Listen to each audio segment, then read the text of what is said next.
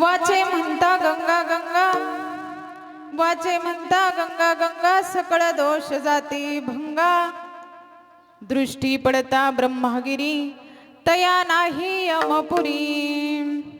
कुशावरता करता स्नान, कुशावरता करता स्नान, त्यासी वैकुंठी राहणे किंवा कैलासी राहणे. दृष्टी पडता ब्रह्मगिरी, तया नाही यमपुरी.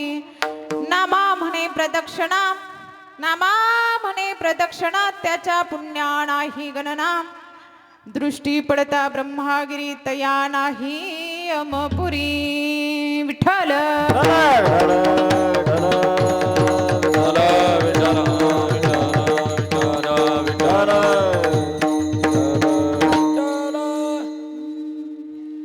वक्रतुंड महाकाय, सूर्यकोटी समप्रभा.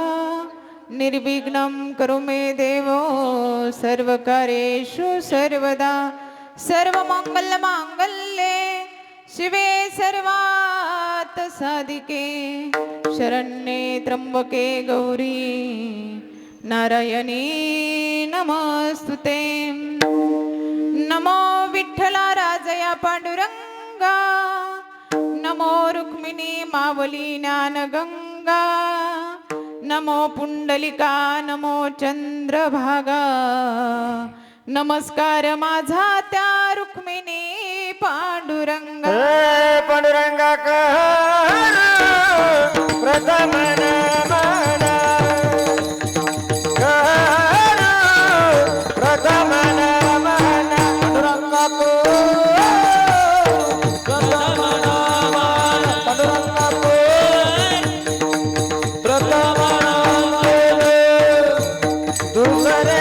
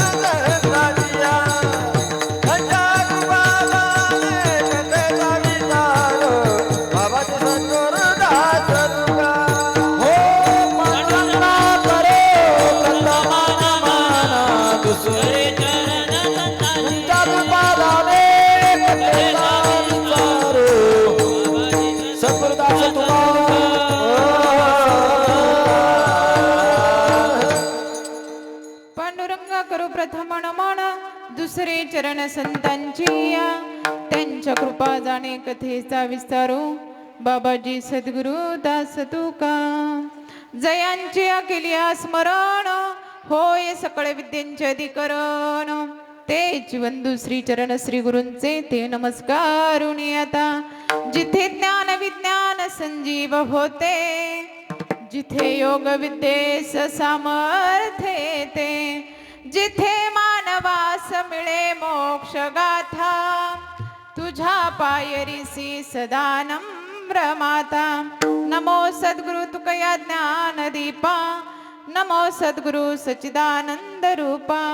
नमो सद्गुरु भक्त कल्याण मूर्ती, नमो सद्गुरु भास्करा पूर्ण कीर्ती. नमो ज्ञानेश्वरा, नमो ज्ञानेश्वरा, नमो ज्ञानेश्वरा, नमो ज्ञानेश्वरा, नमो ज्ञानेश्वरा, नमो ज्ञानेश्वरा. ईश्वरा नमो ज्ञानेश्वरा. निवृत्ती उदारा सोपान देवा, निवृत्ती उदारा सोपान देवा.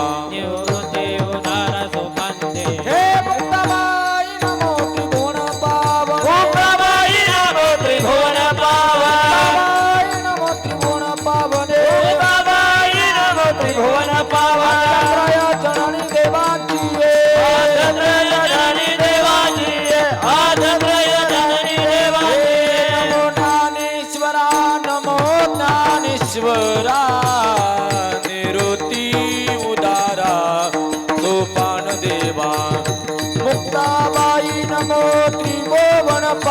पावनी आद्यात्रय जननी देवांची हे नमो ज्ञानेश्वरा नमो ज्ञानेश्वरा निवृत्ती उद्धर सुपट देव मुक्ताबाई नमो त्रिभुवन पावन आद्यात्रय जननी देवांची देवाची आज या ठिकाणी कीर्तन रूपी सेवेसाठी सुरुवात करण्या अगोदर अनाथांचे नाथ अनाथांचे ईश्व अनाथांचं काळीज असणारे परमपूज्य वासुदेव नंदगिरी गुरु मोहनगिरी बहुरूपी बाबांच्या चरणी नतमस्तक, त्याचबरोबर तुम्हा सर्व संत माय बापांच्या चरणी नतमस्तक होऊया. मस्तक हे पायावरी मस्तक पायावरी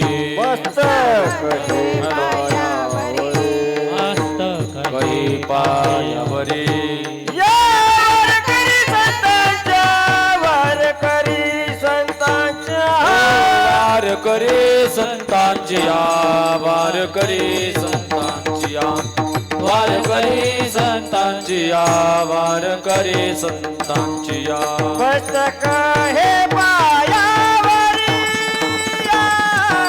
वारकरी संतांच्या या वारकरी संतांच्या वारकरी संतांच्या मस्तक हे पायावरी वारकरी संतांच्या वारकरी संतांच्या वारकरी संतांच्या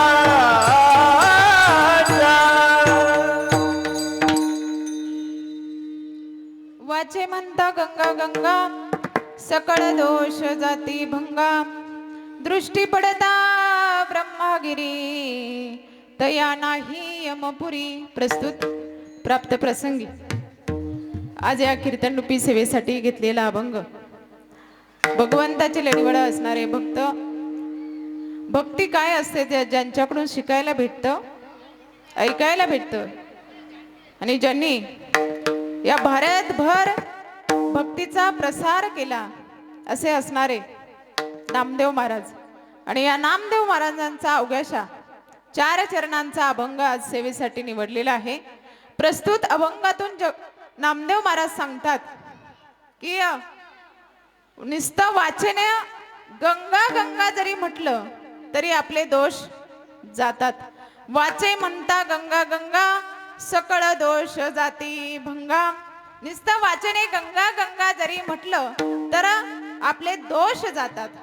नवे नवे तर एवढंही जर एखाद्याला शक्य नसेल तर त्याने नुसतं दृष्टी पडता ब्रह्मागिरी तया नाही यमपुरी. नुसतं दृष्टीनं ब्रह्मागिरी पाहिलं, ब्रह्मागिरी पर्वत जरी दृष्टीनं पाहिला तरी त्याला यमपुरात जाणे नव्हे. तर पुढे सांगतात नामदेव महाराज सांगतात की जरी दृष्टीनं तुम्हाला बघणं शक्य नसेल तर मग तुम्ही काय करा तर कुशावर्तासारखे जे तीर्थ आहे त्या तीर्थांवरती आपण स्नान केलं तरी आपलं काय आहे वैकुंठात राहणं आहे किंवा कैलासात राहणं आहे. काही ठिकाणी वैकुंठ लिहिलेलं आहे, काही ठिकाणी कैलास लिहिलेला आहे. काही म्हणजे मालिकेमध्ये वैकुंठ लिहिलेलं आहे, काही मालिकेमध्ये कैलास लिहिलेला आहे. म्हणून बघा कुशावर्ता करता स्नान त्याचे कैलासी राहणे किंवा वैकुंठी राहणे. मग एवढंही ज्याला शक्य नसेल तर त्याला नामदेव महाराज सांगतात की अरे नामा म्हणे प्रदक्षिणा त्याच्या पुण्या नाही गणना. जो या ब्रह्मागिरी पर्वताला प्रदक्षिणा घालेल त्याच्या पुण्याला अफाट गणना राहणार नाही असे संत नामदेव महाराज अभंगातून सांगताय. विठ्ठल विठ्ठल विठ्ठल विठ्ठल विठ्ठल विठ्ठल विठ्ठल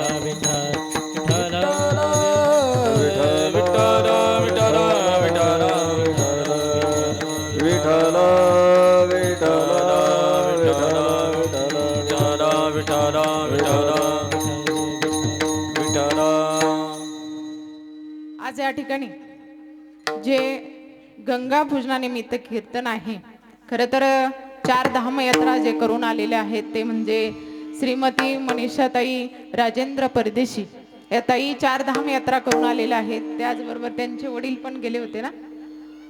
मग तर श्री गंगाधर जयसिंग पवार हे देखील यात्रेला गेलेले आहे का? झालेली, यांची पण यात्रा झालेली आहे. म्हणून आज या गंगा पूजनानिमित्त आज आपण येथे उपस्थित आहोत. खरं तर बघा, कीर्तन सुटायच्या वेळेस म्हणजे कीर्तन आपण समारोपाला जातो त्यावेळेस आपलं कीर्तन उभं राहिलेलं आहे. परंतु जास्त वेळ कीर्तन न करता आपण 1 तास कीर्तनाची सेवा घेणार आहोत. तेव्हा तन मन धनाने इथे बसायचं आहे. 1 तास आपल्याला या कीर्तनामध्ये फक्त आणि फक्त गंगेचा जन्म कुठून झाला, गंगा कोणी आणली आणि कशासाठी आणली एवढंच आपण बघणार आहोत आणि आपल्या कीर्तनाला समाप्ती देणार आहोत. विठ्ठल विठ्ठल विठ्ठल विठ्ठल विठ्ठल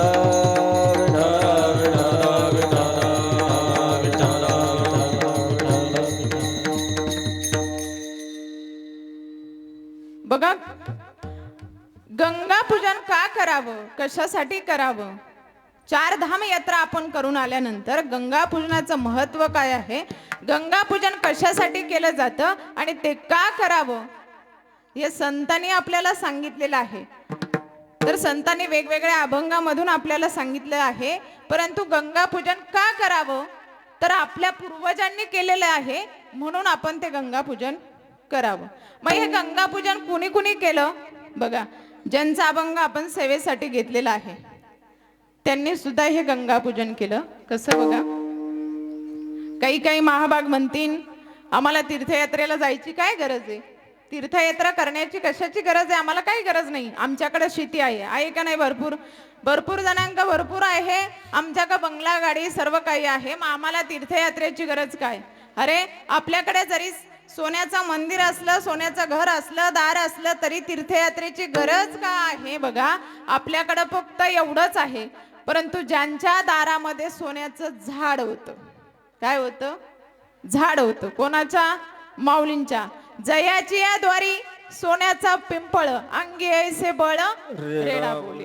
ज्यांच्या दारास सोन्याचं झाड होतं तरी त्यांनी यात्रेला जाण्याचं ठरवलं. ज्यावेळेस ज्ञानेश्वर माऊली पंढरपूरला भगवंताच्या दर्शनाला जात आहेत आणि निघलेले आहेत. जात असताना बघा, पंढरपूर मध्ये गेल्यानंतर पहिल्यांदा काय करावं लागतं?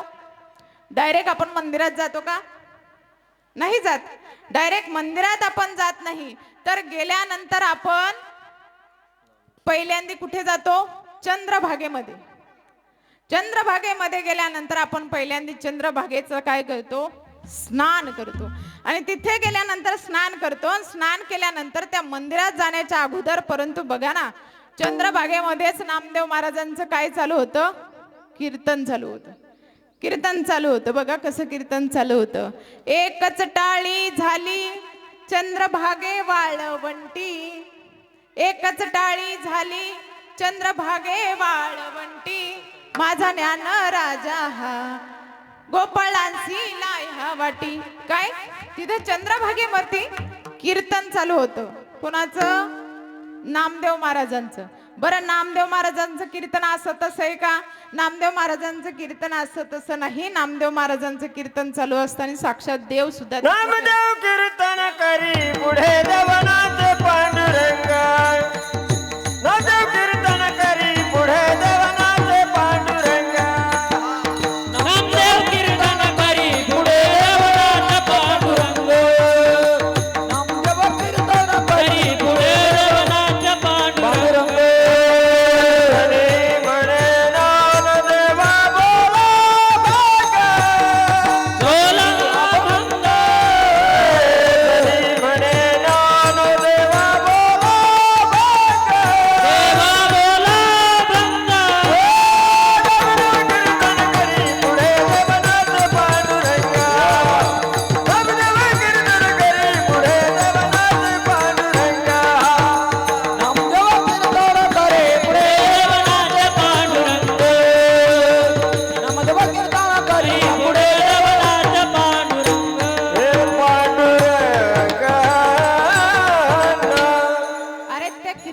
आनंद किती आहे, ज्या कीर्तनामध्ये साक्षात भक्ती आहे आणि ती भक्ती म्हणजे कीर्तन करते म्हणजे साक्षात नामदेव महाराज कीर्तन करताय.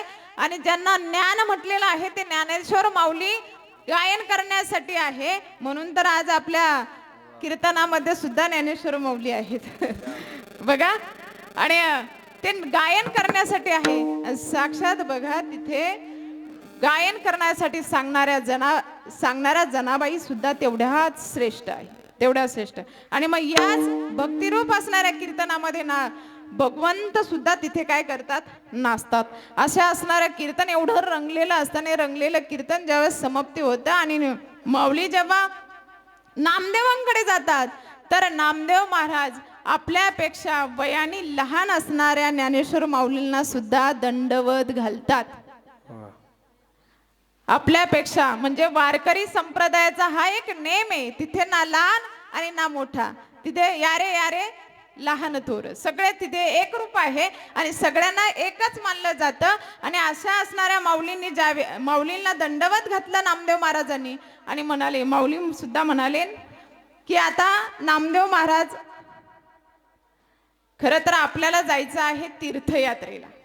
काय जायचं आहे, तीर्थयात्रेला जायचं आहे. मग या तीर्थयात्रेला जाण्यासाठी बघा नामदेव महाराज लगेच प्रश्नात पडले.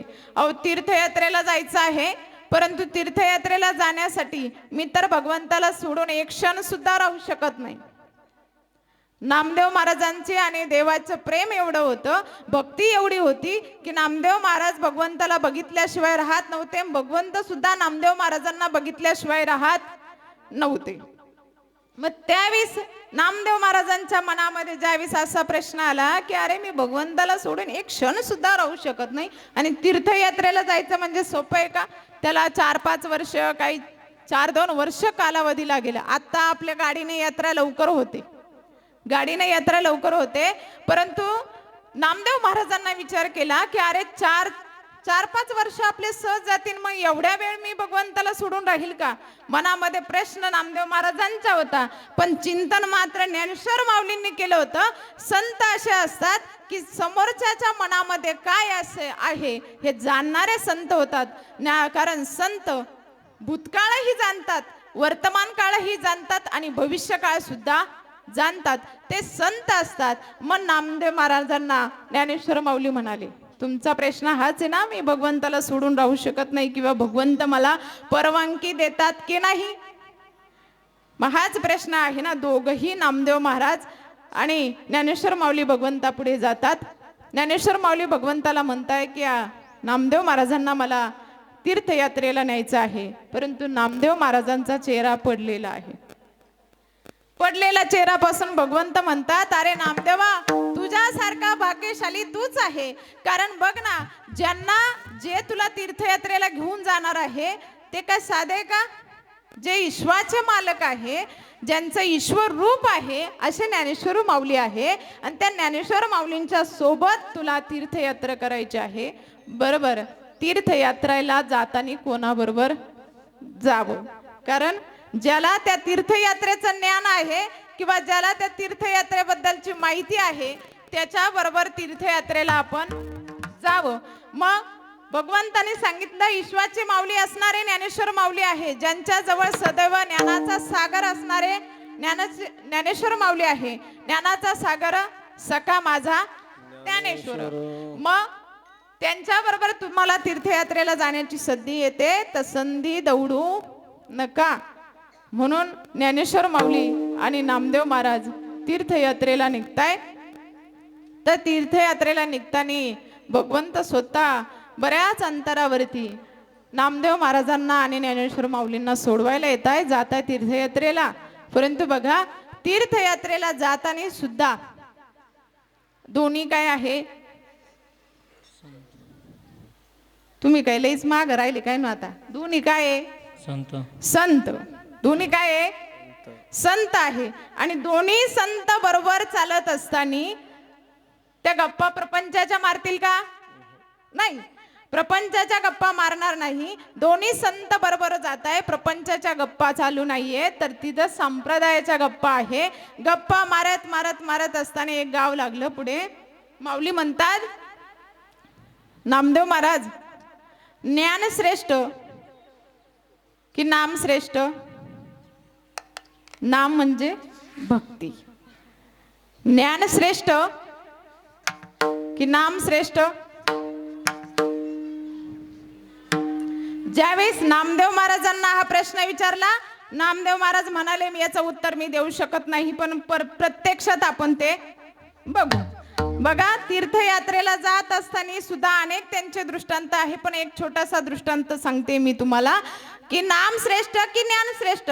ज्यावेळेस जात असताना माऊलींनी सुद्धा म्हणाले हा ठीक आहे म्हणे, पुढच्या गाव असंच लागल्यानंतर माऊलींना तहान लागली. ऍक्च्युली ऊन असल्यामुळे दोघांनाही तहान लागली, पण तहान लागल्यानंतर माऊलींनी विचार केला की आता इथे विहीर आहे, या विहिरीत पाणी काय आहे, खूप खोल आहे, आता पाणी काढणं शक्य नाही, तिथे साहित्य नाही, पाणी कसं काढायचं हे आता तिथं साहित्य नसल्यामुळे माऊली म्हणाले आता इथून पाणी पियायचं आहे, तर पाणी काढण्यासाठी माझ्याजवळ योग साधना आहे. काय आहे?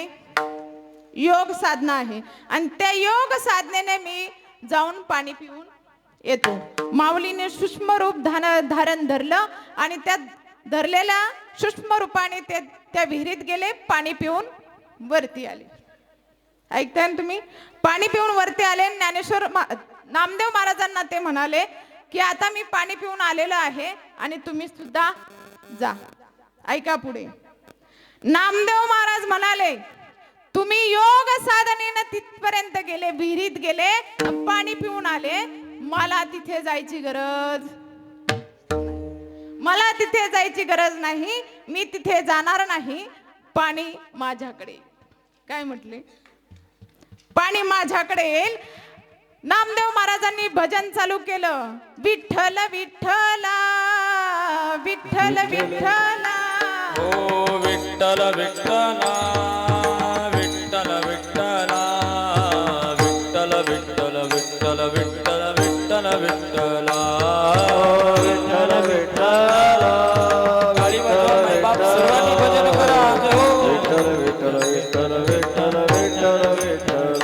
विठ्ठल माझा माझा माझा माझा माझा, विठ्ठल माझा मी विठ्ठलाचा. माझा माझा माझा माझा माझा, विठ्ठल माझा मी विठ्ठलाचा. विठ्ठल माझा विठ्ठल माझा मी विठ्ठलाचा. विठ्ठल माझा विठ्ठल माझा मी विठ्ठलाचा. विठ्ठल माझा विठ्ठल माझा मी विठ्ठलाचा. विठ्ठल माझा विठ्ठल माझा मी विठ्ठलाचा.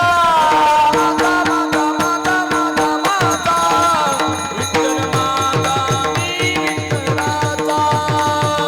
माझा माझा माझा माझा माझा, विठ्ठल माझा मी विठ्ठलाचा. विठ्ठल माझा माझा विठ्ठलाचा. विठ्ठल माझा मी विठ्ठलाचा.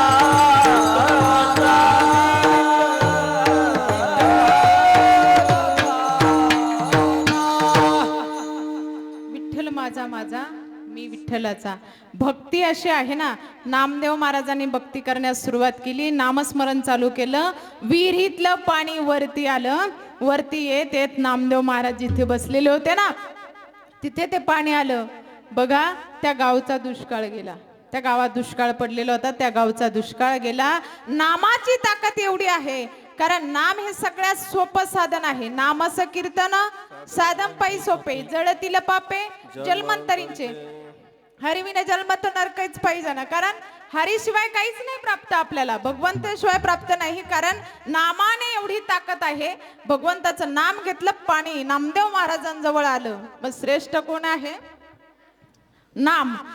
भक्ती, साधी भोळी केलेली भक्ती सर्वात श्रेष्ठ आहे. आपण तीर्थयात्रेला जातो ना, साधी भोळी भक्ती करत जातो, भक्ती करत जातो. जात जात असताना बघा, नामदेव महाराज अशी तीर्थयात्रा करत करत असे काशी क्षेत्र जातात. काशी क्षेत्रामध्ये नामदेव महाराज ज्ञानेश्वर माऊली तीर्थयात्रा करत करत तिथपर्यंत जातात. त्या काशी क्षेत्राचं पूजन करतात, तिथे स्नान करतात, परत येतात तुळजापूर, असं कोल्हापूर करत करत परत त्र्यंबकेश्वरला येतात. आणि त्र्यंबकेश्वरवरून परत पंढरपूरला जातात. आपल्याला वेळ कमी आहे, आपण धावती भेट घेतोय. कारण आले पंढरपूरला आले आणि पंढरपूरला आल्यानंतर भगवंताजवळ नामदेव महाराजांना ज्ञानेश्वर माऊलींनी सोडलेलं आहे. भगवंताच्या हातामध्ये हात नामदेव महाराजांचा दिलेला आहे. आणि बघा की आता तुमचा नामा जसा नेला होता तसा सुखरूप आणून सोडलाय. तीर्थयात्रा पूर्ण झालेली आहे. पुढे ऐका, भगवंत म्हणताय आता तीर्थयात्रा पूर्ण झाली आहे, तुमची तीर्थयात्रा पूर्ण झाली आहे. परंतु या तीर्थयात्रेवरून आल्यानंतर असंच राहायचं नसतं. या तीर्थयात्रेवरून आल्यानंतर काय करावं लागतं, ते तीर्थांचं पाणी जे आणलेलं असतं त्या पाण्याचं पूजन म्हणजेच तीर्थाचं पूजन, त्या गंगेचं पूजन आज करायचं. गंगेचं पूजन करायचं असतं, म्हणून त्या गंगेचं पूजन आपण करायचं आहे. मग बघा, भगवंत ज्यावेळेस नामदेव महाराजांना सांगताय की गंगेचं पूजन करायचं आहे, मग त्या गंगेचं पूजन करण्यासाठी मग आपेष्ट नातेवाईक बोलवले पाहिजे, त्यांना जेवण दिलं पाहिजे, अन्नदान दिलं पाहिजे, त्याचबरोबर नामस्मरण इथे झालं पाहिजे, चिंतन झालं पाहिजे, या गंगेची स्तुती झाली पाहिजे. म्हणून भगवंताने सांगितलं की आपल्याला गंगेचं पूजन करायचं आहे. मग चला, नामदेव महाराज म्हणाले करू गंगेचं पूजन.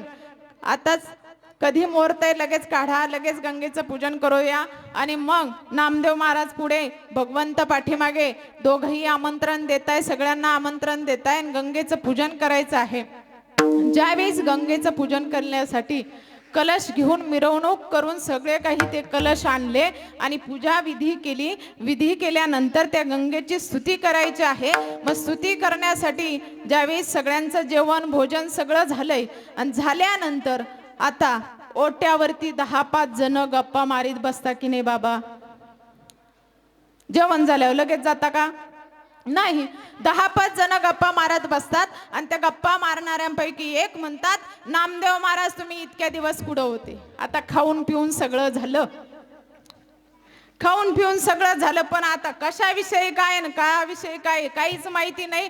मग त्यावेळेस त्या एका माणसाने विचारलं, त्याच्यात ते पान खात खात खात असं होतं, पिचकारी मारली. म्हणतं, नामदेव महाराज तुम्ही इतक्या दिवस कुठे होते? तुमचा पत्त्या नाही, काय तुमचा काकडा ऐकाय आला नाही, भजन ऐकाय आलं नाही, काहीच नाही.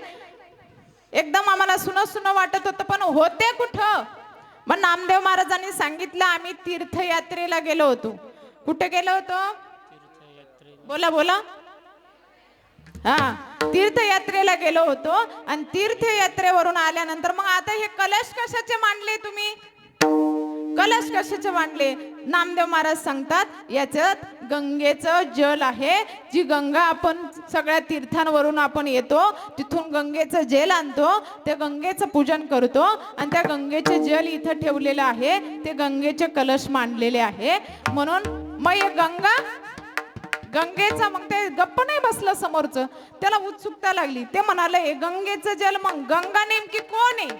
तिची एवढी स्तुती करायची, तिची एवढी गावातून मिरवणूक आणायची, पूजाविधी करायची, ही कोण आहे नेमकी? मग नामदेव महाराज सांगतात, अरे ती गंगा अशी आहे, तिचं नाव जरी घेतलं सगळे दोष जातात. वाचे म्हणता गंगा गंगा, वाचे म्हणता गंगा गंगा, वाचे म्हणता गंगा गंगा, वाचे म्हणता गंगा गंगा, वाचे म्हणता गंगा गंगा, वाचे म्हणता गंगा गंगा, वाचे म्हणता गंगा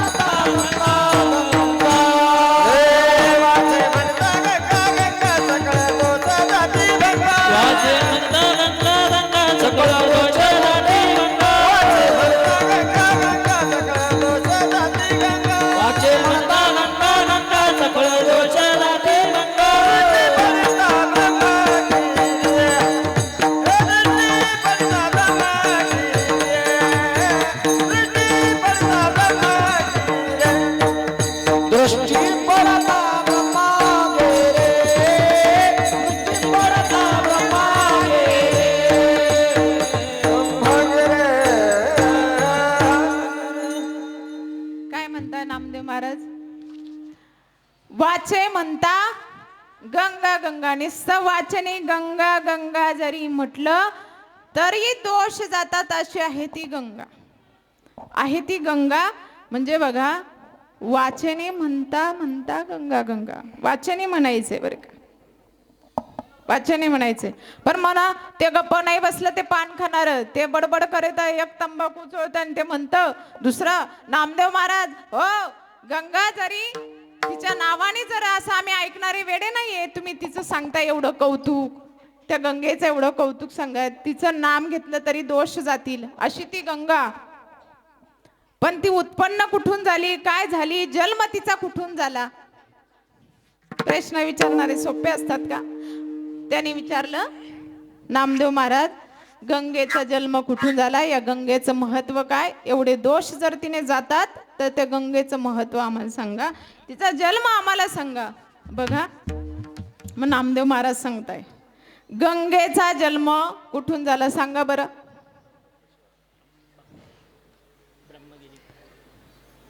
इकडं महिला मंडळ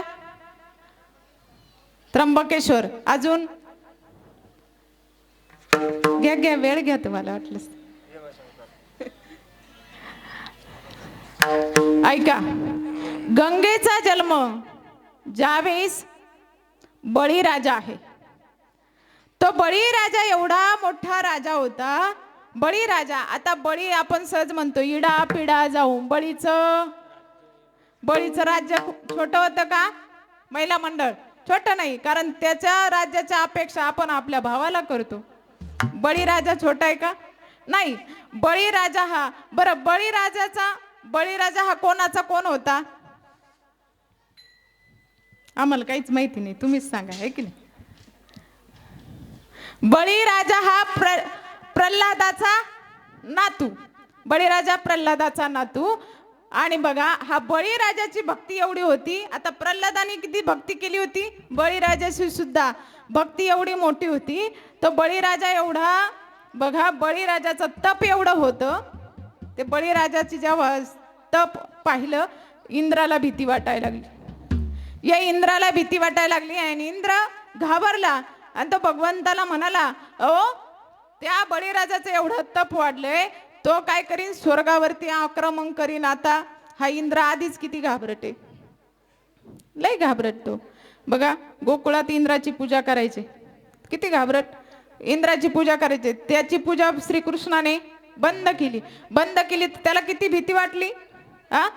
पण बघा भगवंताने तिथे सुद्धा गोवर्धनाची पूजा करायला लावली, इंद्राची पूजा बंद केली. परंतु बघा इंद्र असाच घाबरट आहे, एवढा घाबरट असणारा इंद्र, त्याने भगवंताला सांगितलं की याने स्वर्गावर आक्रमण केलं, आम्ही राहायचं कुठं. तेव्हा भगवंताने 5वा अवतार घेतला, कोणता? वामन अवतार. वामन अवतार घेतला आणि वामन म्हणजेच बटुकाचा अवतार घेतला आणि त्या बळीराजाकडे ज्यावेळेस गेले, बळीराजाकडे जाऊन भगवंताने फक्त 3 पावलं भूमी मागितली. किती? 3 पद भूमी मागितली. आणि 3 पद भूमी मागितल्यानंतर ज्यावेळेस बळीराजा विचार करतोय 3 पद भूमीनं काय होणार आहे, 3 पद भूमीनं काय होणार आहे, मी एवढा मोठा आणि 3 पद भूमी, आता तू एवढासा आणि तुझे पावलं केवढेसे, केवढे असतील, छोटे. अरे तुझे पावलं छोटे, मग तुझे ते 3 पावलं सगळे एवढीच जागा माझी जाईन. अरे मागायचं तर काहीतरी चांगलं माग म्हणे. भगवंत म्हणाले अरे तेवढंच तर दे, तेवढंच देताना संकल्प सोड म्हणे. काय संकल्पही सोडला गेला. 3 पद भूमी मागायची, पण हाय किती लबड बघा ना, 3 पद भूमी मागताना एवढासाच अवतार, एवढासाच रूप घेतलं. आणि ज्यावेळेस घ्यायचंय तेव्हा विकराळ रूप घेतलं, रुद्र अवतार तिथे घेतला आणि तेव्हा भूमी मागायला सुरुवात केली. आणि बघा ती भूमी मागत असताना भगवंताने मागितलं, पहिले 2 पदामध्ये सगळं विश्व व्यापलं गेलं, 2 पावलांमध्ये सगळं व्यापलं गेलं. आणि सगळं व्यापल्यानंतर आता 3रा पाऊल कुठे ठेवायचा. मी तर एक सांगेल, ऐका, मी तर एक सांगेल, या जगामध्ये देवच नाही, बरोबर आहे ना? या जगामध्ये देवच नाहीये. या जगात देव आहे का आजी? या जगात देव आहे का? या जगात देवच नाहीये. काय आहे? या जगात देव नाही. देवातच जग आहे. देवातच काय आहे? जग आहे. कारण त्याने एवढे ब्रह्मांड निर्माण केले, त्याच्यातल्या एकाच ब्रह्मांडामध्ये आपण राहतोय. त्याच्यातल्या एकाच ब्रह्मांडामध्ये आपण राहतोय. जसं बघा, पाण्यामध्ये चेंडू फेकला. बाबा, पाण्यात चेंडू फेकला. चेंडूत पाणी का पाण्यात चेंडू आहे? पाण्यात चेंडू आहे. तसं जगात देव नाहीये. देवातच जग आहे. देवातच काय आहे? जग आहे. विठ्ठल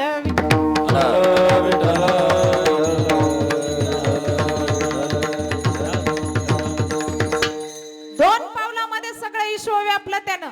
आणि तिसरा पाऊल कुठं ठेवायचा? बळीराजा म्हटला. आता बळीराजानं ओळखलं, भगवंता क्षमा मागतो मी, पण आता तिसरा पाऊल ठेवण्यासाठी जागा नाही माझ्या डोक्यावर. तुका म्हणे बळे जीव दिला पायात पडी, जीव दिला पायात तळे, जीव दिला पायात तळे. बळे बळे जीव दिला पायात तळे, जीव दिला पायात तळे, जीव दिला पायात तळे. तुका म्हणे बळे जीव दिला पायात तळी, जीव दिला पायात हो, जीव दिला पायात रे. हे तुका म्हणे बळे जीव दिला पायात रे, जीव दिला पायात रे, जीव दिला पायात रे.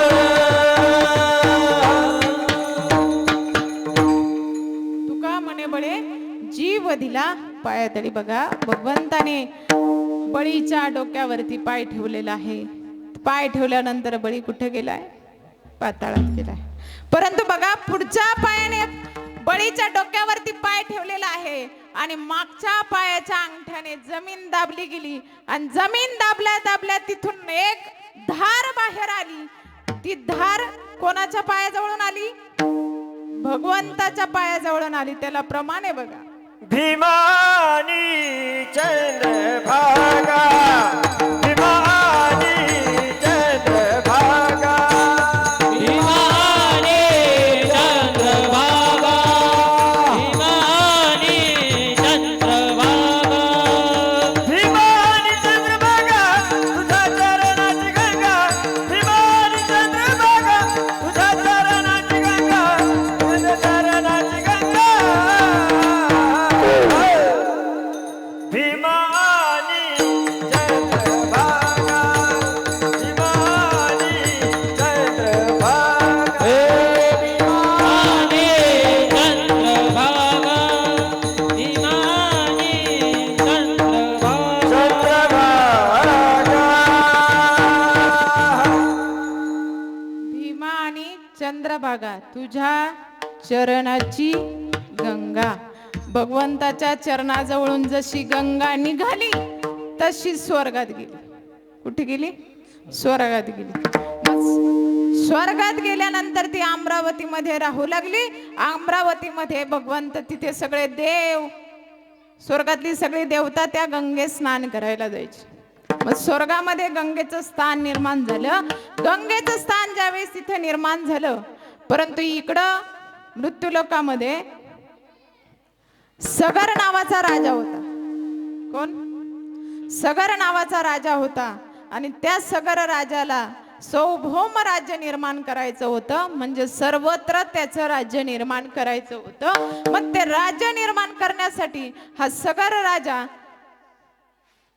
त्यांनी एका ऋषींना विचारलं. त्या ऋषींनी सांगितलं की आता तुला जर राज्य निर्माण करायचं आहे तर तुला यज्ञ करावं लागेल. ते यज्ञाचं कंकण त्या घोड्याच्या गळ्यात बांधावं लागेल. मग त्यांनी तो यज्ञ केला. घोड्याच्या गळ्यामध्ये ते कंकण बांधलं आणि ते घोडा अश्वमेध यज्ञ केला आणि तो घोडा सोडला. त्याचं असं होतं, घोडा ज्या ज्या राज्यातून जाईल ते ते राज्य सगर राजाचं, आणि ज्याला नाही तर घोड्याला जाऊन द्यायचं किंवा घोड्याला धरलं तर त्याने युद्धाला तयार राहायचं. बरं, या सगर राजाला होती 60,000 पोरं. किती? 60,000. पहिल्या लोकांना पोर व्हायचे. आता आमचे 2 किंवा 1 बस. सगर राजाला 60,000 पोरं होती. ती 60,000 पोरं ती घोड्याच्या मागं राहायची. म्हणजे 60,000 पोरांशी युद्ध करावं लागणार आहे. कुणी करेल का? नाही.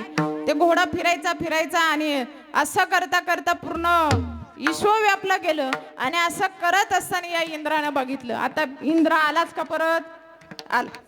इंद्र घाबरट आहे आणि त्याला स्वर्ग सांभाळायचा आहे, म्हणून त्याला घाबरावंच लागत. इंद्र दरबार सांभाळायचा आहे. आणि त्याने विचार केला, आता यांनी जर सगळं राज्य हे केलंय आणि स्वर्गावरती आक्रमण केलं किंवा स्वर्गावरती तो घोडा आला तर हे गेलं का?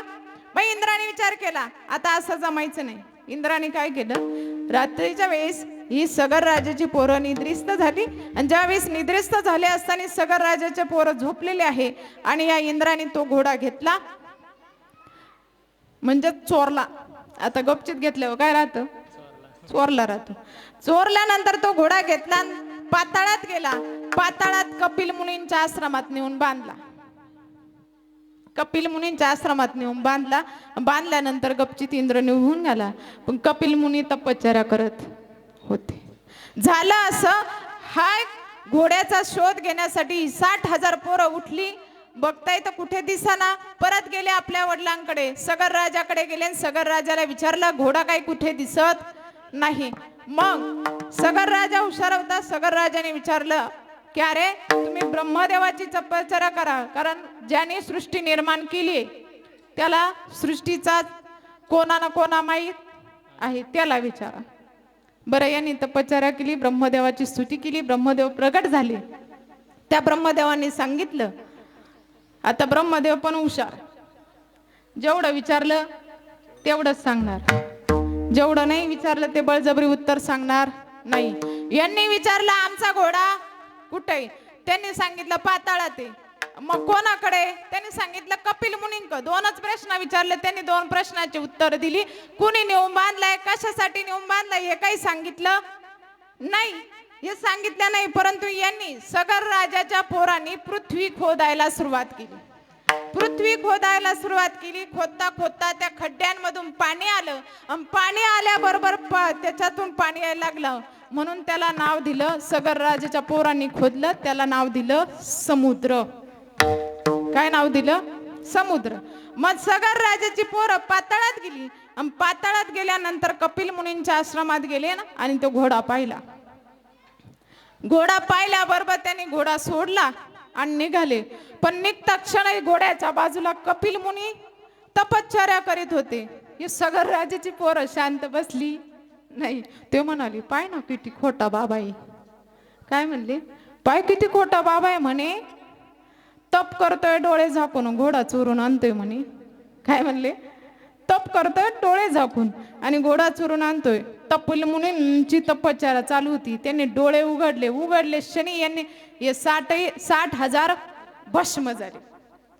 60,000 भस्म झाले. 60,000 भस्म झाल्यामुळे आता हजारो वर्ष लुटून गेली. पोरं परत आली नाही. सगर राजा वाट पाहतोय. सगर राजाला 2 बायका होत्या आणि दुसऱ्या बायकोला 1 मुलगा होता. त्याने शोध घ्यायला सुरुवात केली. तो कपिल मुनींच्या आश्रमात गेला आणि कपिल मुनींच्या आश्रमातून तिथं पाहिले तर आपले भावंड राख होऊन पडलेले आहे. मग आता यांची मुक्तता कशी करायची? तर कपिल मुनींनी सांगितलं त्याला गंगा आणावं लागेल. आता ते बी गेले, अंशुमन गेला, दिलीप गेला. असं गंगेला आणता आणता सगळे मागे पडले. पण पुढं एक झाला भगीरथ. तो राजा झाला. आणि त्या भगीरथाने पण गंगेची काय केली? आराधना केली. पण भगीरथ राजाचं सुद्धा वय सरत चाललं. आणि वय सरत चालल्यामुळे बघा आता भगीरथ राजाची तपश्चर्या चालू आहे. परंतु बघा गंगा आणायची आहे. ब्रह्मदेव प्रगट झाले. ब्रह्मदेव म्हणाले गंगा भेटेल ना भेटेल. कारण ती गंगा कुठे राहते? अमरावतीमध्ये देव तिथे राहतात आणि देव काय ती गंगा देणार नाही. कारण आपली आवडती वस्तू कोणी कोणाला देईन का? नाही. गंगा सोडून काय मागायचं तर माग, परंतु गंगा भेटणार नाही. त्यावेळेस या भगीरथ राजाने सांगितलं द्यायचं तर मला गंगाच द्या, कारण गंगेशिवाय माझ्या पूर्वजांचा उद्धार होणार नाही. पूर्वजांचा उद्धार होणार नाही, द्यायची तर द्या. मग ब्रह्मदेव म्हणाले गंगा मृत्यूलोकात आणायची सोपी नाहीये, तिचा प्रवाह सोपा नाहीये. ती जर वरून निघाली तर डायरेक्ट पाताळात जाईन, तिचा प्रवाह थांबला पाहिजे. मग काय करायचं? भगीरथ राजाने सांगितलं पाहिजे तर मला गंगाच पाहिजे. मग तिथे भगवान शंकराने मध्यस्थी घेतली आणि गंगा आपल्या डोक्यावरती घेतली. ज्यावेळी स्वर्गातून गंगा निघाली तर ते भगवंताने आपल्या डोक्यावरती घेतली. म्हणजे गंगेचा प्रवाह कुठे येऊन थांबला?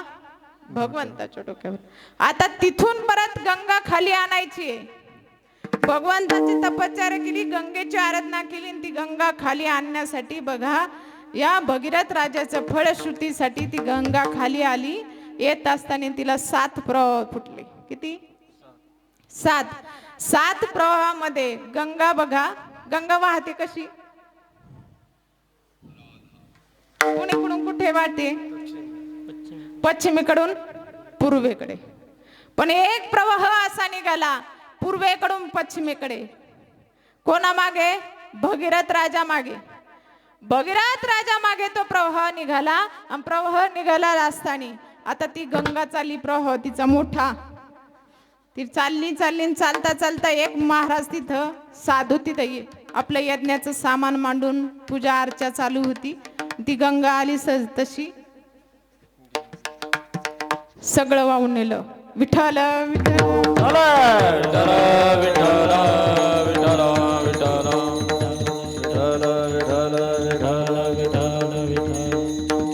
गंगेनं सगळं वाहून नेलं. आणि वाहून नेल्याबरोबर जन नावाचे ऋषी होते. जे जनू नावाच्या ऋषींनी त्यावेळेस पाहिलं की आमचं सगळं सामान वाहून नेलं, आता आमचा यज्ञ काय झाला? भंग झाला. त्या जनू नावाच्या ऋषींना राग आला तसं त्यांनी वंजुळीतच ती गंगा गोळा केली, पिऊन टाकली. पिऊन टाकल्याबरोबर भगीरथ राजा चालले पुढे, माग वळून पाहतात काहीच नाही, कोरडा ठेक काहीच नाही. कुठं गेली गंगा? परत माघारी आले.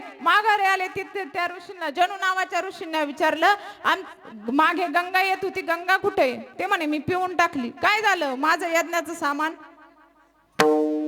ते म्हणे मी सामान देतो, पण त्या गंगेला बाहेर काढा. तिच्यासाठी लय कुटाने केले, त्याच्यासाठी आमचे एवढे पूर्वज गेलेले आहे, ती गंगा बाहेर काढा. ठीक आहे, गंगा बाहेर काढली. भगीरथ राजाने ती गंगेचा प्रवाह पातळात नेला. त्या पूर्वजांचा उद्धार झाला. पुढे बघा ती गंगा पूर्वजांचा उद्धार करणारी गंगा आहे. आणि बघा त्या गंगेचं नाव घेता घेता आपला पातकांचा काय होतो? नाश होतो. कसा? पान खाणारे 2-4 जण तिथं बसलेले होते, तंबाखू चोळणारे असे तसे बसलेले असताना त्यांनी विचार केला, ऐका महाराज, त्यांनी काय विचार केला? महाराज नुसतं वाचने गंगा म्हटल्यावर कुठं दोष जातील का? नाही जाणार. वाचने म्हटल्या जाणार नाही म्हणे. मग या गंगेचं आम्हाला जर गंगेला जाताच नाही आलं, तीर्थयात्रा करताच नाही आली, तर मग आम्ही काय करायचं? राहता ना काहीतरी अगोदर. ते म्हणते आम्हाला जर नाही तीर्थयात्रेला जाता आलं तर आम्हाला काय करायचं, याच्यावरती विलाज आम्हाला सांगा. मग ते म्हटले तुम्हाला जर तीर्थयात्रेला नाही जाता आलं, डोळे आहे ना तुम्हाला? डोळे आहे ना? इथं बसलेले नाही ना? डोळ्याने आपण काय करू शकतो? दृष्टीने आपण बघू शकतो. मग नामदेव महाराज म्हणाले दृष्टीनं बघा. काय बघा? तर अभंगाच्या 2ऱ्या चरणात सांगितलं. दृष्टी पडता ब्रह्मगिरी.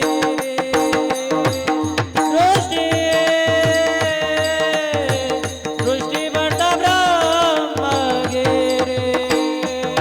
दृष्टी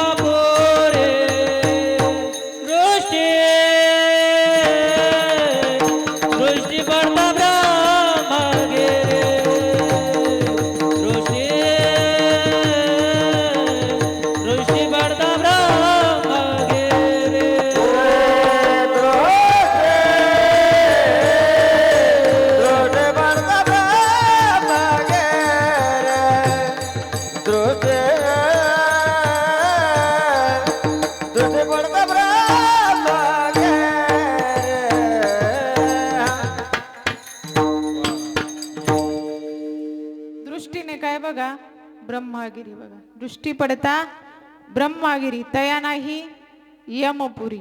कारण ज्याने दृष्टीने निश्चय काय ब्रह्मागिरी बघितलं तरी त्याला काय होईल, यमपुरी राहणे नाही.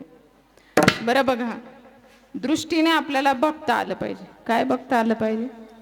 एखाद्याला हात नाही, पाय नाही, त्यांनी काय बघता आलं पाहिजे? दृष्टी तर असते ना एकतरी. कारण भगवंताने आपल्याला हे शरीराला अवयव दिले, त्या शरीराला अवयव दिले तर प्रत्येक अवयवाला काम दिलेलं आहे. मुखाने बोलायचं आहे आणि डोळ्यांनी काय करायचं आहे, पाहायचं आहे. आणि तीर्थयात्रा सुद्धा कधी करायची आहे? सगळे आपले हातपाय सलामत आहे, जवळ हे सगळं सिद्ध आहे. बरोबर आहे की नाही? सगळं सिद्ध आहे, आपल्या हात पाय चालायला सगळं काही व्यवस्थित आहे. तोपर्यंत आपण काय केली पाहिजे? तीर्थयात्रा केली पाहिजे. आणि मग जर तुम्हाला हे तीर्थयात्रेलाही जायला नाही जमत, मग दृष्टीने आपण काय बघावं? आता तसं पाहिलं तर आपण खूप पावनभूमीमध्ये राहतोय. आपल्याला त्र्यंबकेश्वर काय आहे? जवळ आहे. ब्रह्मागिरी पर्वत सुद्धा जवळ आहे. आणि मग आपल्याला दृष्टीनं नाही म्हणता आलं नाही, मुक्का असलो काही असलो तर आपल्याला दृष्टीने बघता येईल. म्हणून या डोळ्यांनी आपण काय बघावं, कसं बघावं? कारण भगवंताला या डोळ्यांनी बघता आलं पाहिजे. डोळे तुम्ही घ्या रे सुख, पहा विठ्ठलाचे मुख. कारण आपल्याला डोळ्याने सुख घेता आलं पाहिजे. म्हणून नामदेव महाराज म्हणतात, तुम्हाला नाही बोलता आलं वाचेने, तर मुखाने नाही बोलता आलं तर तुम्ही का डोळ्याने दृष्टीने ती ब्रह्मागिरी पहा. ती ब्रह्मागिरी पाहत असताना ते म्हटलं समोरचं, क्या हो ब्रह्मागिरी जरी आम्हाला डोळ्याने एखाद्याला जर बघताच नाही आलं, काही काही प्रश्न विचारणारे लय अगोदर असतात, ते म्हणालं आम्हाला मुखाने बोलता नाही आलं, डोळ्याने बघता नाही आलं, तर मग आम्ही काय करायचं? काय करायचं? त्यावर नामदेव महाराज म्हणतात, अरे तुम्हाला मुखाने बोलता नाही आलं, डोळ्याने बघता नाही आलं, तर तुम्ही एक काम करा, एखाद्याच्या बरोबर तीर्थ ठिकाणी जाऊ शकता की नाही? जाऊ शकता. आणि आपल्याला सगळ्यात जवळ तीर्थ कोणतं आहे? त्र्यंबकेश्वर. त्र्यंबकेश्वरला आपण जाऊ शकता आणि त्या कुशावर्तामध्ये आपण स्नान करू शकता. तिथपर्यंत तर एखाद्याचा हात धरून जाऊ शकतो की नाही? मग तिथे जा, तिथे जा आणि तिथे जाऊन कर काय? स्नान कर. त्याने काय होईल हे अभंगाच्या 3ऱ्या चरणात.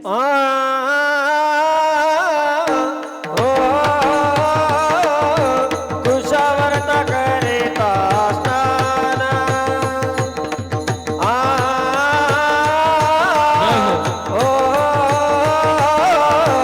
कुशावर्ता करिता स्नान,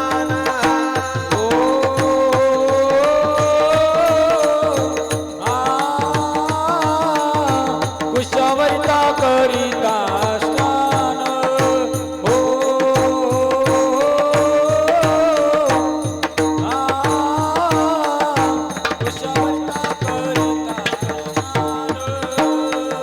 कुशावर्ता करिता स्नान, त्याचे कैलासी राहन, त्याचे कैलासी राहन, त्याचे कैलासी राहन. कुशावर्ता करिता स्नान, त्यासी कैलासी राणे, त्याची कैलासी राणे, त्यासी कैलासी राणे. कुशावर्ता करिता स्नान, त्याचे कैलासी राहन, कुशावर्ता करिता स्नान,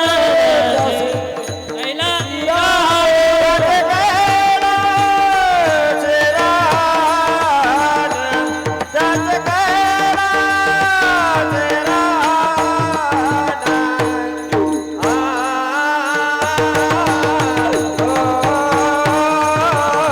कुशावर्ता करिता स्नान.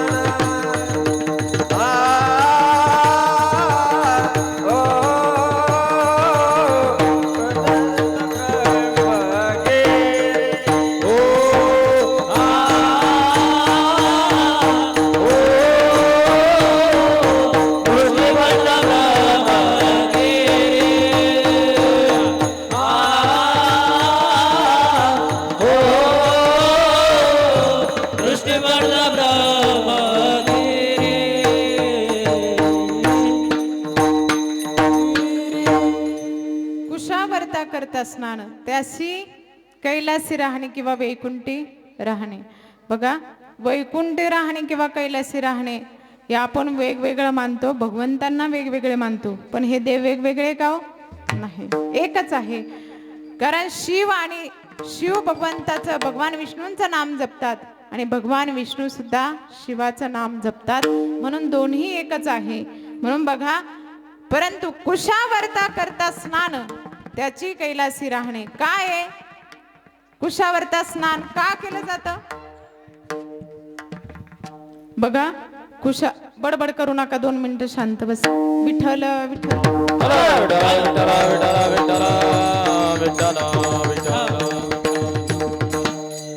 कुशावर्तामध्ये स्नान केलं.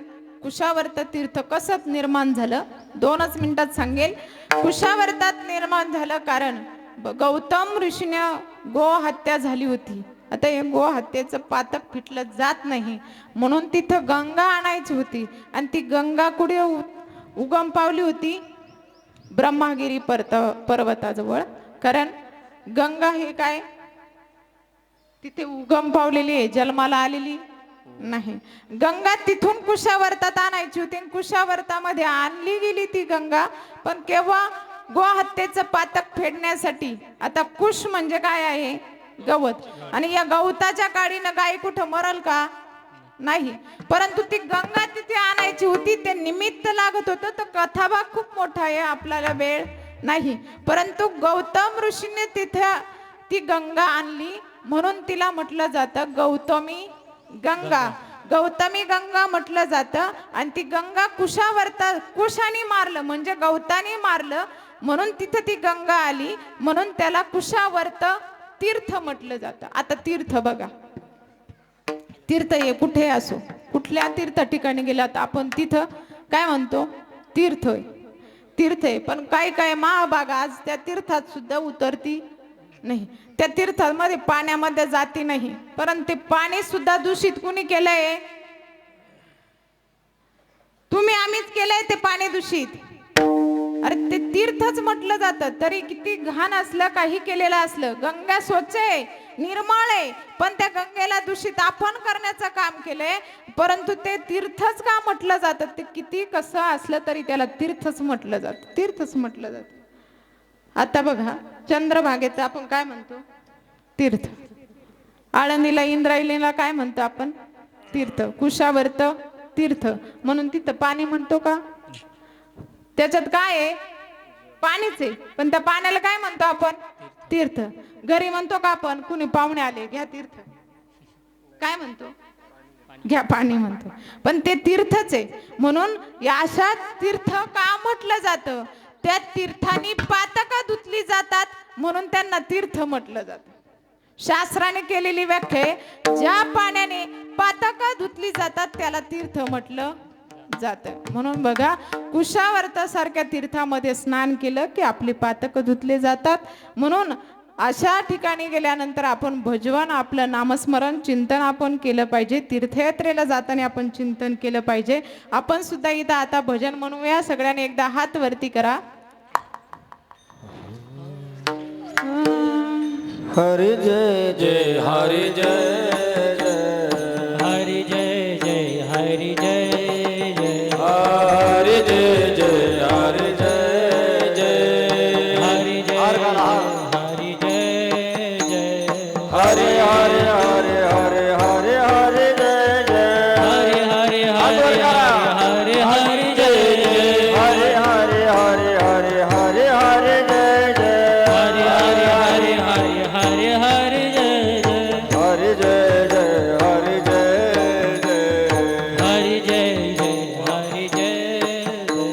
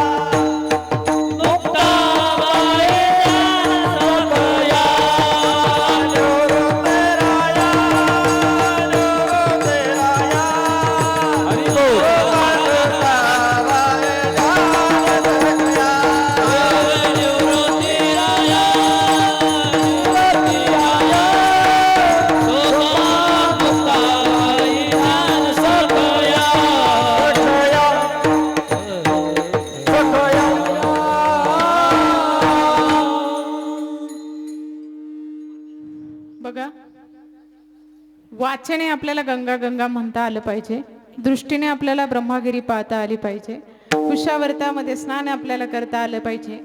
म्हणजे त्यात एवढं जर म्हटलं तर एकाने नामदेव महाराजांना विचारलं, माझ्याकडे बघा, इकडे बघा आजी, इकडे इकडे इकडे. एकाने विचारलं, नामदेव महाराज, वाचेनं जर गंगा गंगा म्हणता नाही आलं, दृष्टीनं जर बघता नाही आलं आणि तीर्थामध्ये जाऊन स्नानही करता नाही आलं तर मग काय करायचं?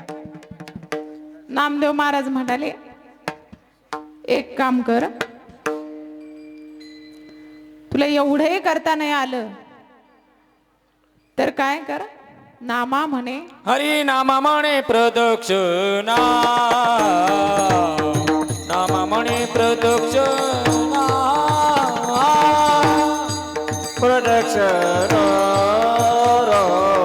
नामा म्हणे प्रदक्षिणा, नामा म्हणे प्रदक्षिणा, नामा म्हणे प्रदक्षिणा, प्रदक्षिणा, नामा म्हणे प्रदक्षिणा, नामा म्हणे प्रदक्षिणा.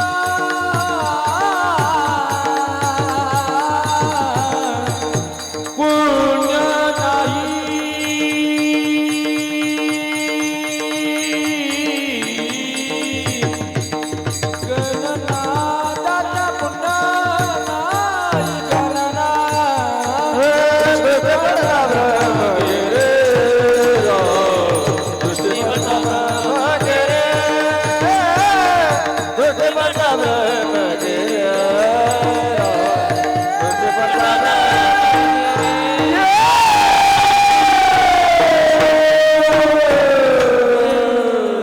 एकदा जोरदार टाळ्या वाजवा सगळ्यांनी. बघा, नामा म्हणे प्रदक्षिणा त्याच्या पुण्या नाही गणना. कारण ज्याने प्रदक्षिणा केली त्याला पुण्याची गणना राहत नाही. कारण हरिमुखे म्हणा पुण्याची गणना कोण करे. मुखाने हरी म्हटलं तरी पुण्याची गणना. तसं प्रदक्षिणा जरी केली त्याच्या पुण्याला गणना राहत नाही. म्हणून आपण प्रदक्षिणा केली पाहिजे. पण एक अगोदर म्हटलं, नामदेव महाराज आम्हाला जर मुखानेही बोलता आलं नाही, डोळ्यांनी पाहता आलं नाही आणि तिथपर्यंत जाताही आलं नाही, प्रदक्षिणा मारता नाही आली, तर मग काय करावं. नामदेव महाराज वैतागले एवढे उल्हास सांगून सांगून. नामदेव महाराज म्हणाले, आता तू काहीच करू नको, फक्त मर. काय म्हटले? मर. फक्त मर. आता जगून काही उपयोग आहे का? उपयोग आहे का? ज्याला तीर्थयात्रा करता येत नाही, भजन करता येत नाही, काहीच नाही, त्यांचा जगून उपयोग आहे का? का लय धरणीला बहार? बरोबर आहे का? बहार नको. म्हणून नामदेव महाराज सांगताय की ह्या अभंगातून गंगेचं महत्व आपल्याला सांगितलंय. आज या ठिकाणी या मनीषाताई तीर्थयात्रा करून आल्यात. खरं तर आपली पावनभूमी आहे. किती पावनभूमी आहे. 5 मिनिटात कीर्तन आपण संपवणार आहे. लक्ष द्या समोर. आपली ही पावनभूमी आहे. खरंच ही पावनभूमी आपल्याला इथे कीर्तनात बसायला भेटतंय, हे श्रवण करायला भेटतंय. आज विनाया आपल्या गळ्यामध्ये, आपल्या टाळ गळ्यात मध्ये आपल्याला भजन करता येतं. आपली मंदिरं उभी आहे ती फक्त कोणामुळे? छत्रपती शिवाजी महाराजांमुळे. त्या महाराजांची कृपा आहे आपल्यावरती. म्हणून आपली मंदिरं उभी आहे. आपण सगळे इथे आहे, भजन करतो, कीर्तन करतो, आपल्याला जाता येतं तीर्थयात्रेला. हे फक्त महाराजांची कृपा आहे. म्हणून आपण सगळ्यांनी सुद्धा हे भजन केलं पाहिजे. आपल्याला संधी दिली, राजाने संधी दिली. कारण एकच राजा असा झाला की या धर्तीवरती, त्या राजामुळे आपण आज इथे आहोत. त्या राजाची आपण स्तुती केलीच पाहिजे. म्हणून तर म्हटलं जातं, एकच राजा इथे जन्मला, एकच राजा इथे जन्मला, शिवनेरी किल्ल्यावर. एकच राजा इथे जन्मला, शिवनेरी किल्ल्यावर. माझ्या राजाचं नाव गाजतंय गडकिल्ल्याच्या दगडावर.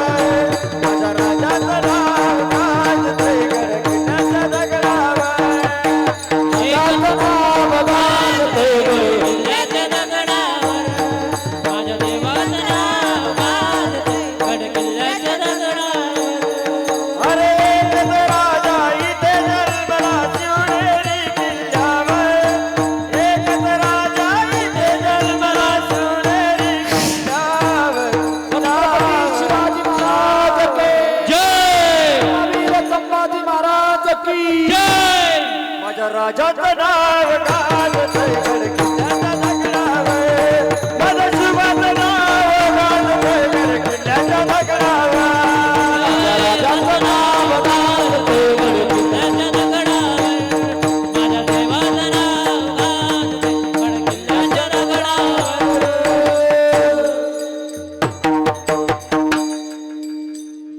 आपल्या धर्मामध्ये 2च राज्य असे होऊन गेले. आपल्या धर्मामध्ये 2च राज्य असे होऊन गेले की हिंदू धर्मासाठी जागृत राहिले. हिंदू धर्मासाठी जागृत राहिले एका राजाने, म्हणजे छत्रपती शिवाजी महाराजांनी. या मातीचं रक्षण कसं करावं या छत्रपती शिवाजी महाराजांनी शिकवलं. आणि दुसरा राजा म्हणजे धर्मवीर संभाजी महाराज. या धर्मवीर संभाजी महाराजांनी शिकवलं की धर्मासाठी कसं मरायचं, या धर्माचं रक्षण कसं करायचं, ते एकाच राजाने शिकवलं, म्हणजे छत्रपती धर्मवीर संभाजी महाराज.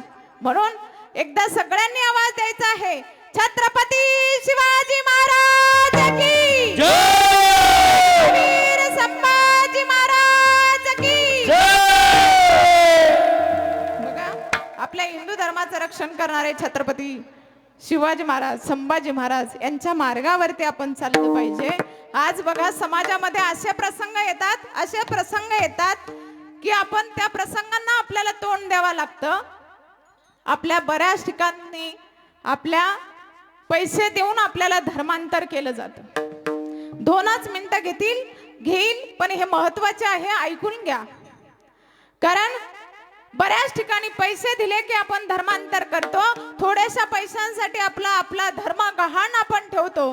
धर्मांतर करू नका. बऱ्याच ठिकाणी धर्मांतराचा जास्त प्रभाव चालू आहे. गावोगावी धर्मांतर होत आहे. म्हणून धर्मांतर करू नका. आपल्या धर्माविषयी आपण जागृत राहिलं पाहिजे. आणि बऱ्याच ठिकाणी आपल्या मुली लव जिहाद मध्ये फसल्या जातात. त्या लव जिहाद मध्ये फसल्या जातात. त्याच्यातून आपल्या मुलींचं रक्षण आपण कसं केलं पाहिजे, की मुलींना संस्कार कसे दिले पाहिजे, हे आपण लहानपणापासून त्यांना संस्कार दिले पाहिजे. परंतु बघा, इतक्या मुली फसल्या जातात.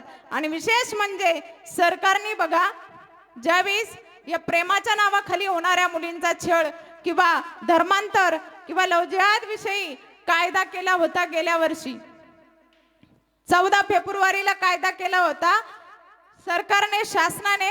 आणि त्या शासनाने त्यावरती एक समिती सुद्धा नेमण्याचं ठरवलं होतं. परंतु समिती अजूनही झाली नाही. त्याचा निर्णयही अजून लागला नाही. अजूनही ती आपल्या फाईल अजूनही टेबलावरती धूळ खात बसलेली आहे. आपल्या आया बहिणींचं, मुलींचं रक्षण आपल्याला करायचं आहे. त्यासाठी एकही कायदा अजून शासनाने काढला नाही. या लव जिहाद पासून मुलींना वाचवलं पाहिजे, याच्यासाठी कायदा अजूनही शासनाने काढलेला नाही. तो शासनाने काढण्याचा ठरवला, समिती ठरवली, परंतु आजही टेबलांवरती धूळ खात पडलेली आहे. त्याच्यावर निर्णय लागलेला नाही. म्हणून बघा, आता येत्या 13 तारखेला आपापल्या भागातील प्रत्येक पंचायत समितीमध्ये आपण सुद्धा आज म्हणजे 13 तारखेला 11 वाजता निफाड पंचायत समितीला आपण सगळेजण जमणार आहोत. आणि तिथे खरं तर महिलांची आहे, कारण तो कायदा आपल्या माय बहिणीसाठी आहे, आपल्यासाठी आहे. म्हणून महिलांनी तिथं आलं पाहिजे. आणि खरंच ज्याला वेळ नसेल किंवा वेळात वेळ काढून तिथपर्यंत या, कारण आपल्या पुढे आपल्या मुली आहेत, बहिणी आहेत. आपल्या सगळ्यांसाठी तो कायदा महत्वाचा आहे. कारण पुढे खूप धर्मांतर वाढत चाललंय, लव जिहादचे प्रकार खूप वाढत चालले, आपल्याला माहित नाही. याच्यासाठी रक्षण होण्यासाठी तो कायद्यासाठी निवेदन आपल्याला द्यायचं आहे. म्हणून 13 तारखेला निफाड पंचायत समितीला आपण सर्वच जण या अशी विनंती करेल. आणि बघा, आपल्या धर्माविषयी आपण जागृत राहा. जास्त नाही काही सांगता, आपण आपला धर्म जपला पाहिजे. आपल्या संतांनी, आपल्या महाराजांनी जे विचार आपल्याला दिले ते जपले पाहिजे. आणि एवढंच सांगते. बघा, या कीर्तन रूपी सेवेसाठी बघा, नवनाथ महाराज बत्ताशे गायनासाठी उपस्थित राहून त्यांनी साथ संगत केली, म्हणून त्यांचे मनस्वी धन्यवाद व्यक्त करेल. आमच्याबरोबर सदैव बंधूप्रमाणे मागे उभे असणारे आमचे ज्ञानेश्वर माऊली शिंदे यांचेही टाळ्यांच्या गजरात, दोन्ही गायकांचं टाळ्यांच्या गजरात स्वागत करा. त्यांचे धन्यवाद. त्याचबरोबर कृष्णा महाराज आहे, त्याचबरोबर आपल्या अनाथ विद्यार्थी आश्रमातील सगळे विद्यार्थी आहे. इकडे विनेकरू म्हणून आपला साई आहे, त्याचेही मनस्वी टाळ्या वाजून धन्यवाद व्यक्त करा. बरं, त्याचबरोबर आज इथे मृदुंगाचार्य ज्यांनी छान प्रकारे मृदुंगाची साथ दिली आहे, असे असणारे आमचे मृदुंगाचार्य शुभम महाराज यांचेही टाळ्यांच्या गजरात स्वागत करा. त्याचबरोबर तुम्ही सर्वांनी आम्हाला इथपर्यंत बोलवलं, तुमचे मनस्वी धन्यवाद. परंतु हा कार्यक्रम आता पण तुम्हाला लाईव्ह बघायला भेटला आणि नंतर पण बघायला भेटणार आहे. अशा चॅनेलवाले आमचे वैभव महाराज खंगाळ, त्यांचा मराठी वक्ता चॅनल आहे. या मराठी वक्ता चॅनलवरती तुम्हाला सगळ्या म्हणजे हेच कीर्तन नाही तर अनेक कीर्तनं तुम्हाला तिथे पाहायला भेटतील. त्यांचा नेम आहे, फक्त वारकरी संप्रदायाचे कीर्तन ते त्यांच्या चॅनलवरती टाकत असतात. म्हणून बघा, 2 मिनिटं शांत बसा. तर त्यांच्याही चॅनलवरती तुम्हाला हे कीर्तन नंतरही पाहायला भेटेल. कधी मनीषाताईंचं गंगापूजनानिमित्त झालेलं कीर्तन तुम्ही सर्च केलं तरी नंतर तुम्हाला पाहायला भेटेल. म्हणून आज मराठी वक्त्यासाठी जोरदार टाळ्या होऊ द्या. आणि जास्त काही नाही बोलता इथेच आपल्या सेवेला पूर्ण विराम देऊया. ज्ञानेश्वर माऊली ज्ञानराज माऊली विठ्ठल जय जय विठ्ठल जय जय विठ्ठल